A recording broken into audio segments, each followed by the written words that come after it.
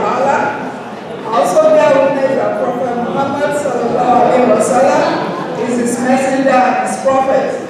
May the peace and blessings of Allah be upon the prophet, his household, and all that follow his footsteps till the day of Yawm al-Qiyamah. Assalamu alaikum wa rahmatullahi wa barakatuh.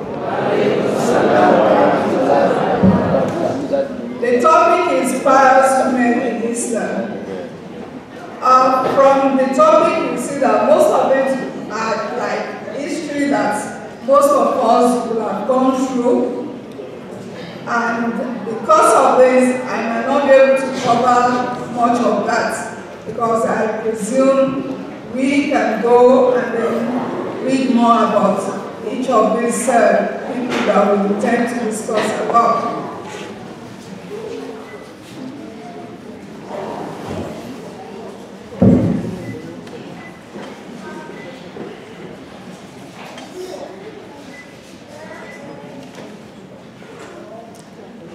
So what does pious mean? Like when I check the dictionary, it's like somebody having or showing a dutiful spirit of reverence for God, or someone that has earnest wish to fulfill religious obligation.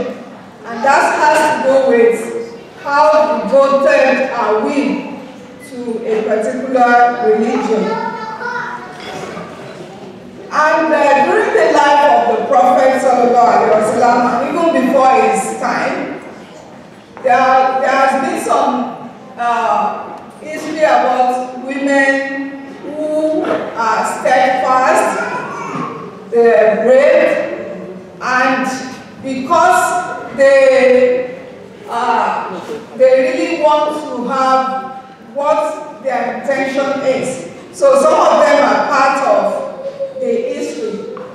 And during the life of the Prophet, one of the Sahaba revealed that there was a time the Prophet drew 4 lines on the floor, and he was like, do you know why I'm drawing this?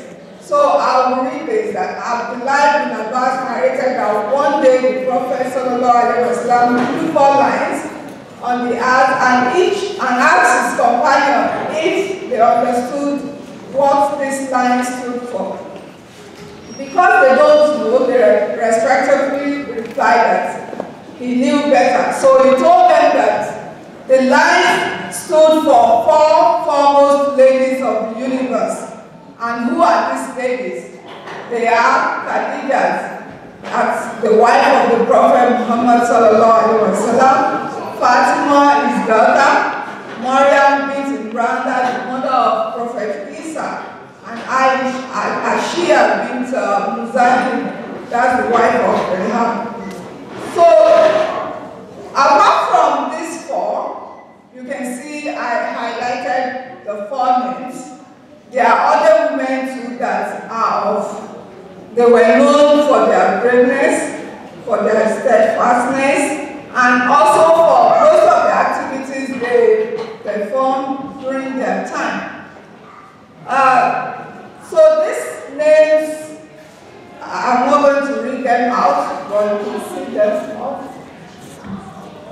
The 4 names that were highlighted as the Khadija, Fatima, Ashia, and Maryam, those are the 4 foremost ladies that were mentioned by the Prophet Muhammad sallallahu alaihi wasallam. But it's not as if the other ones did not contribute at all.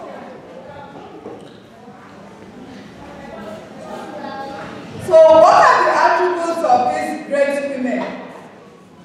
One is that they have a solid foundation, in the sense that their iman is, the solid foundation is not as if they have a full knowledge of the religion, but like whatever they have, they stood by it and made use of it. So that makes them strong in their faith. And they are also either good wife or good mother. From the report or the history that we read so far, we like the ones that I've seen so far. These women, they really practice what a good wife should be, or even a good mother should be to their children. The other thing is that they also sacrifice their life, their time, and even their wealth. Let's take, for instance, the prophet's wife, Khadijah. She is a wealthy woman, and even she is older than the prophet when she married him, but that does not stop her from giving support to the prophet in order for him to propagate Islam. That's an example. Then they are also sincere with their intention. What they want to do, they always stand by it, and they practice it. And in all, they also practice patience and perseverance in all their dealings. So these are common attributes or characteristics that were known for these great women. So let's go to each of these four women, what they did during their lifetime. So I'll start with Ashia bint Zahim, that's Pharaoh's wife. We all know who Pharaoh was during his lifetime. He's a powerful king, a tyranny, and because there was a prophecy that a male child will be born, and this is that person that is going to take him out of his power. So what he did was to give an order that from that point onward, any male child born in that area should be sacrificed or killed, but spare the female children. So, but as God will have it, that was the time when Prophet Musa was born, and to crown it all, he was raised in that same house, that same Pharaoh house that gave that order that male children should be killed because he's afraid, he doesn't want to be overthrown of his power. So how did this happen? The wife of Pharaoh, she was childless, and she looked at it and said, okay, we have a gift from nowhere, and you still want us to go ahead and kill this baby? So the wife of Pharaoh said, here is joy of the eye, for me and for thee, slay him not. It may be that he will be used to us, or we may adopt him as a son, and they perceive not. So because of the wife of Pharaoh was like, okay, let's leave him, since you want him, we'll take care of him. Not knowing that it is this same boy that is going to bring down his downfall. So you can find this in Quran 28, verse 9. And like during the time of Prophet Musa, while he was growing, and we all know the history that he challenged Pharaoh, and during the challenge, he was able to conquer his Pharaoh's people. So it was during this time that Pharaoh's wife made up her mind, declared that she is going to follow the message of Prophet Musa. So when she declared this, and then Pharaoh saw that she is adamant without faith, give up. In order that they should persecute her, and then they were doing this, that is, threatening to kill her and doing all sorts of punishment on her.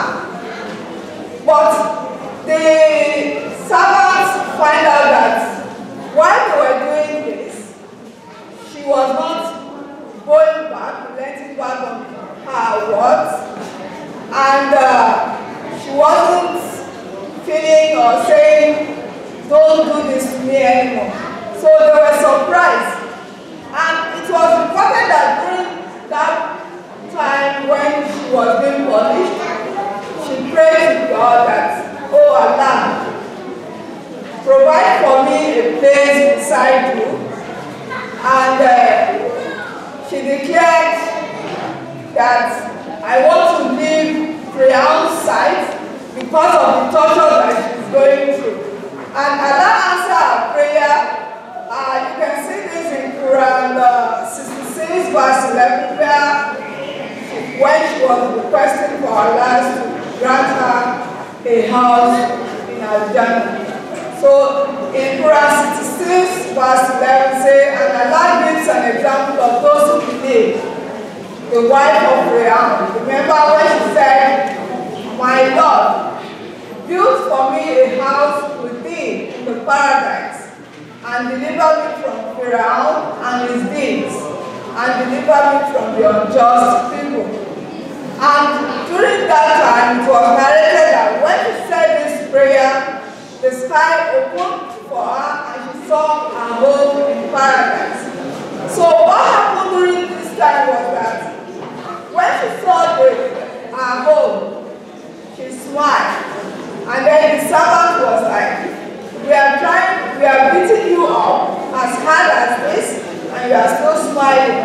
So this makes Pharaoh to be, what is wrong with this woman? And then he ordered that they should drop a heavy object on her, and then crush her to death. And that's how she died. But before that, Allah had already taken her soul away, and so she didn't feel the pain. Alhamdulillah for that. So the next one is Maryam. Maryam is the mother of Prophet Isa, alayhi salatu salam. And we know the history of this woman, that she has no husband, no man has ever met with her, and at the end she gave birth to a boy. So this was how Prophet Isa was miraculously born. And how does this happen? Maryam is somebody that she's so devoted.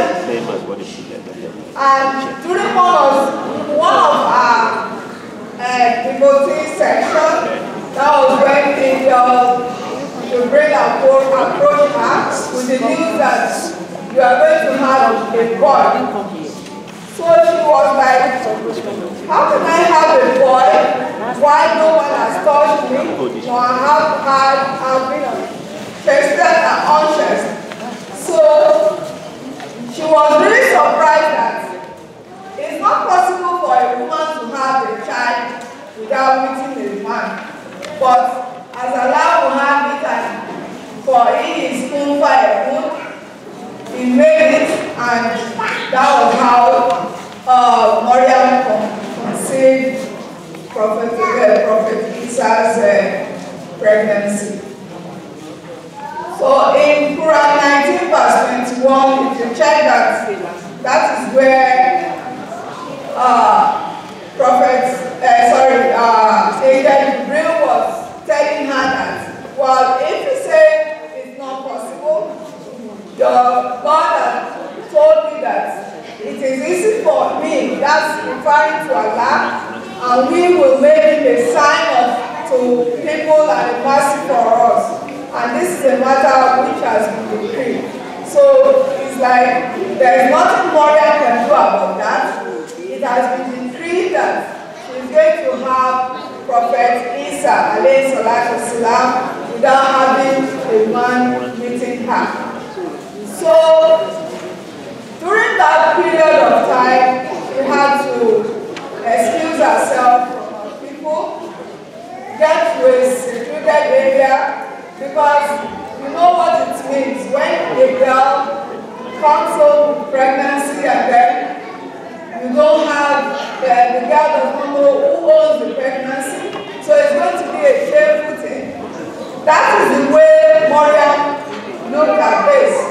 And so she secluded herself from her people until it is time for her to give back to Prophet Isa alayhi salatu salam.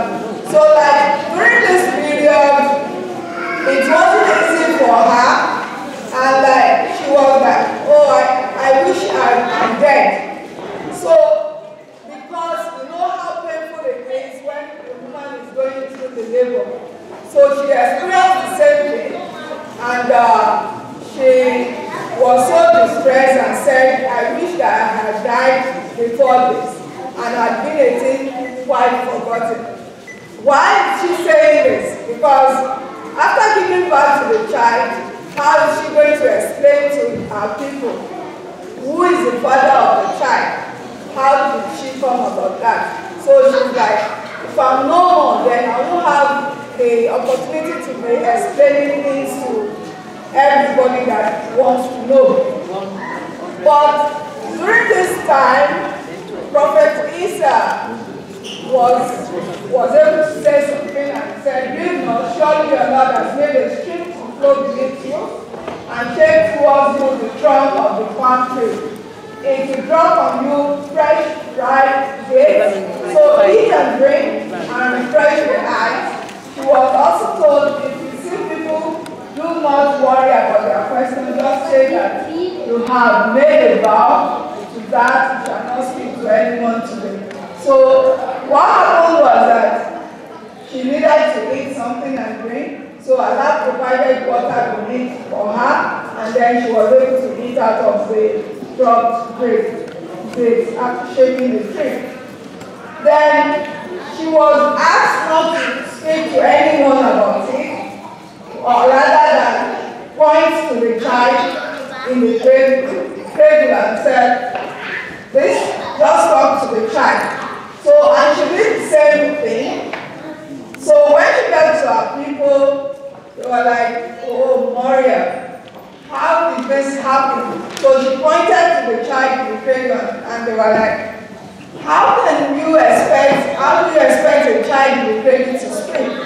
But as Allah will have it, Prophet Isa was able to speak as according to the decree of Allah subhanahu wa ta'ala. So, and what did she say? What did he say? Prophet Isa sallallahu alayhi salatu salam said, "Surely I am the servant of God." You can get this in Quran 19 verse 30 to 33. Surely I am the servant of God. He has given me the book and made me a prophet. He has made me blessed wherever I may be. He has enjoined on me to pray, to give charity, so long as I live, and to be dutiful to my mother. He has not made me insolent and unblessed. So peace upon me on the day I was born, on the day I died, and on the day I shall be raised back to life. That's Quran 19, verse 30 to 33. So, what is the lesson from her, from Maryam?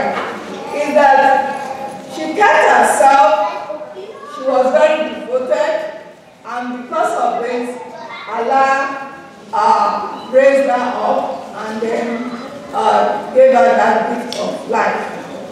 And getting back to the story of Maryam, when her parents conceived her pregnancy, they were actually praying.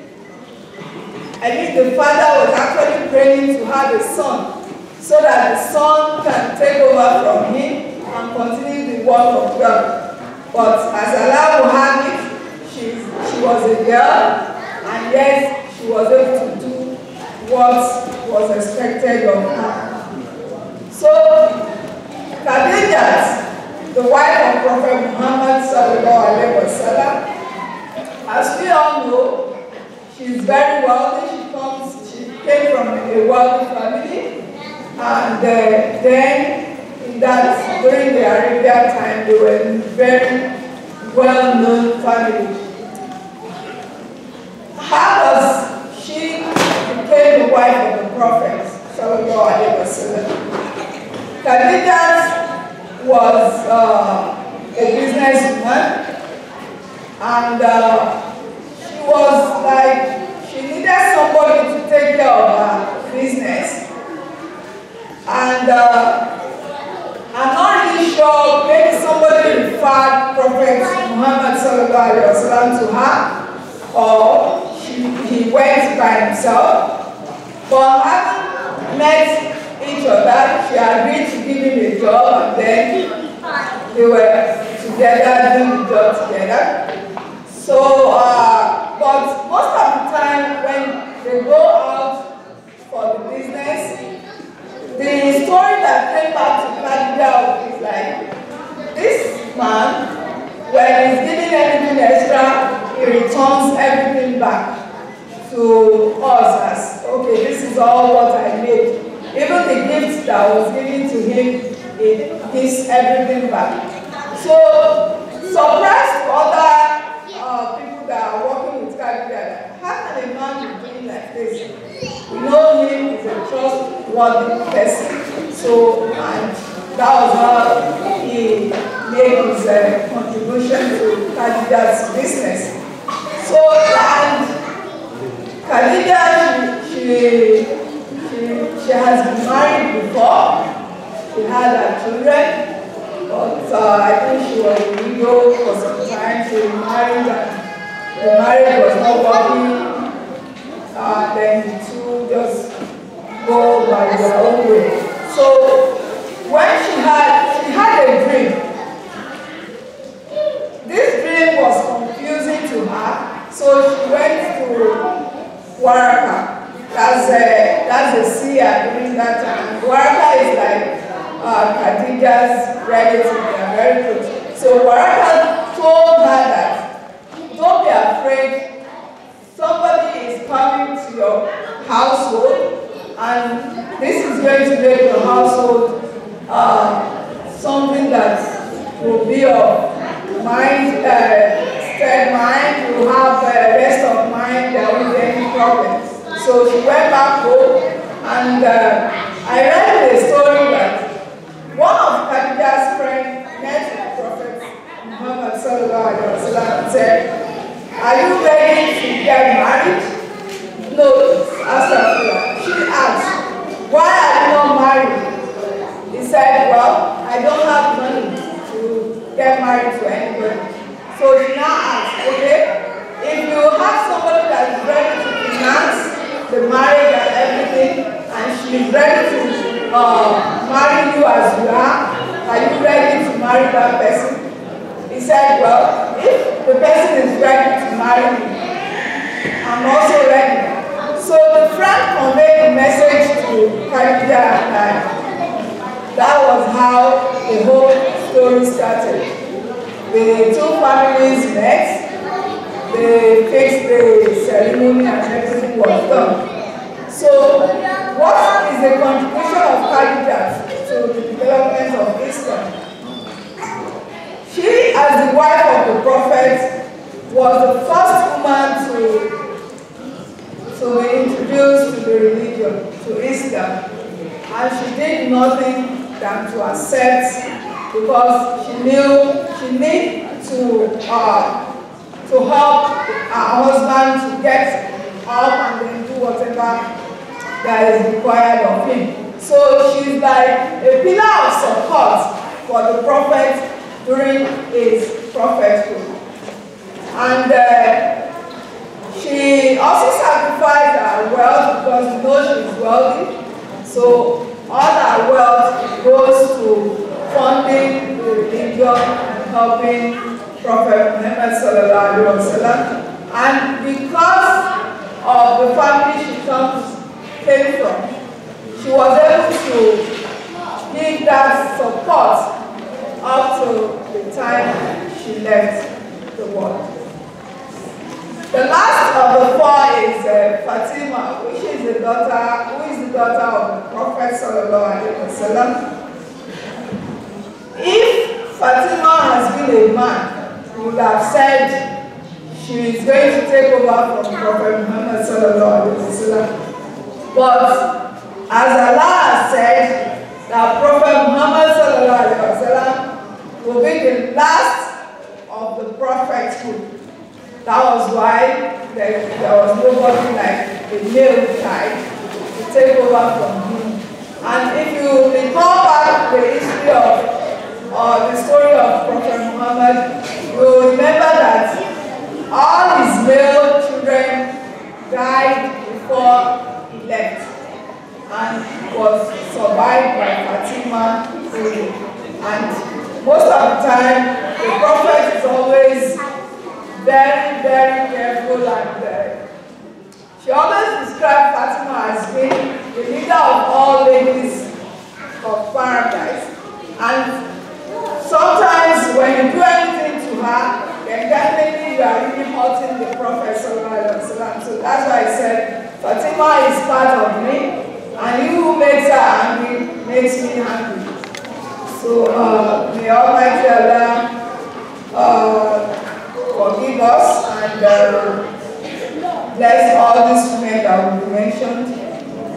The other ones are Asma bint Abu Bakr, that's Asma, the daughter of Abu Bakr.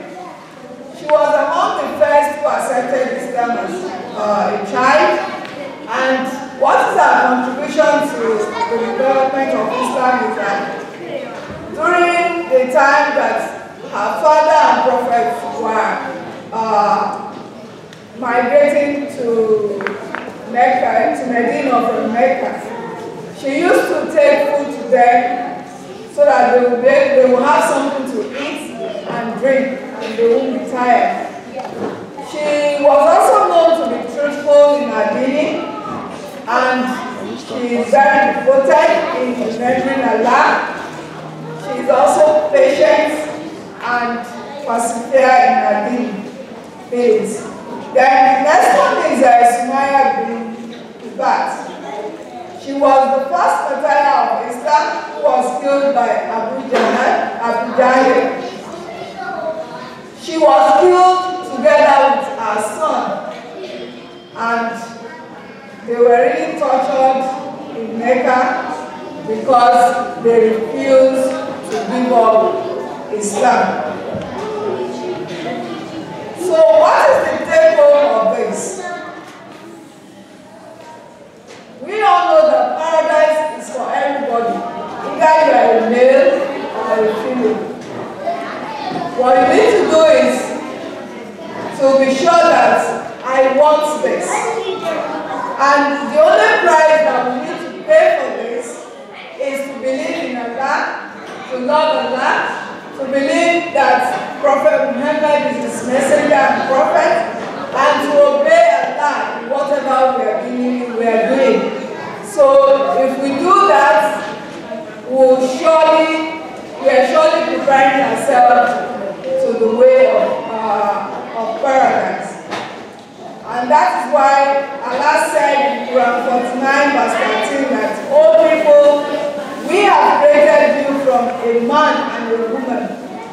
And that's from Hawa and Adam, and made you into peoples and tribes, so that you may know each other. Verily, the honorable among you in the sight of Allah are the most pious one. So you won't be given paradise because you are white, or because you have a black flesh, or because you are short, or because you are tall. You will be given paradise because you really work for it, your hard work, your love for Allah and His messenger. And as Muslims, we have responsibilities that we need to do. These responsibilities are bestowed on us by Allah, as stated in Quran 33 verse 35, where He said, for Muslim men and women, for believing men and women, for devout men and women, for true men and women, for men and women who are patient and constant, for men and women who give in charity, for men and women who fast, for men and women who guide their chastity, and for men and women who engage much in Allah's grace. For them has Allah prepared forgiveness and great reward for them. So we must try to learn how these men live, how they behave, how they spoke, dress, walk, eat, and do all sorts of things while they were still alive. Let us be identified by our deeds. Those are the things that will live with us. When you see people going around, say, oh, that woman, they have something to say about that woman. Those are things that, those are the woman's identified mark. Then your faith too. How strong are you? How modest are we and chastity? And how sincere are we in our worship to Almighty Allah? Those are things that we need to work on as a person that is looking unto Allah for paradise.